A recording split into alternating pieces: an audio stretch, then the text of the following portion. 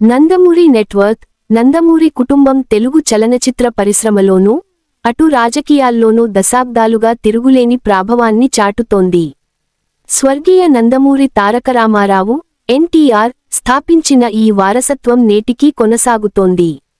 కేవలం సినిమాల ద్వారానే కాకుండా రియల్ ఎస్టేట్, వ్యాపారాలు, రాజకీయ పదవుల ద్వారా ఈ కుటుంబ సభ్యులు భారీగా ఆస్తులను కూడబెట్టారు.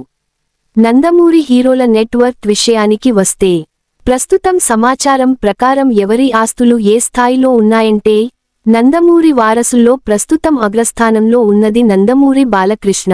దాదాపు 100కు పైగా సినిమాల్లో నటించిన ఆయన, అటు రాజకీయాల్లో ఎమ్మెల్యేగా కూడా కొనసాగుతున్నారు. బాలయ్య నెట్వర్క్ సుమారుగా రూ. 800 కోట్ల నుండి రూ.1000 కోట్ల రూపాయల వరకు ఉంటుందని అంచనా.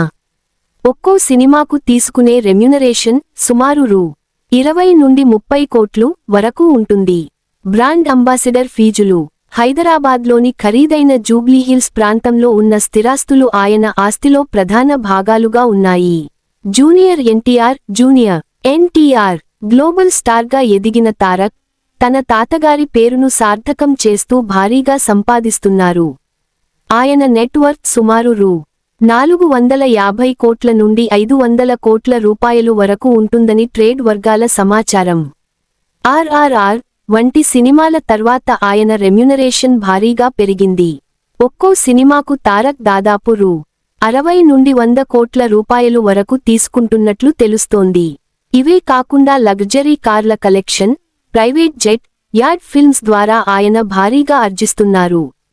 నందమూరి కళ్యాణ్ రామ్ నటుడిగానే కాకుండా నిర్మాతగా కూడా కళ్యాణ్ రామ్ రాణిస్తున్నారు. ఎన్టీఆర్ ఆర్ట్స్ బ్యానర్పై భారీ సినిమాలు నిర్మిస్తూ లాభాలు గడిస్తున్నారు. ఆయన నెట్వర్క్ సుమారు రూ.150 కోట్లు ఉంటుందని అంచనా.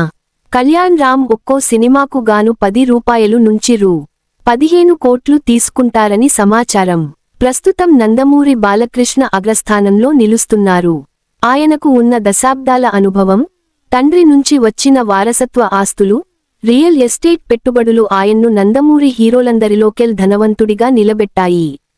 అయితే, ప్రస్తుత మార్కెట్ విలువ వార్షిక ఆదాయం యాన్యువల్ ఇన్కమ్ పరంగా చూస్తే మాత్రం జూనియర్ ఎన్టీఆర్ గట్టి పోటీ ఇస్తున్నారు.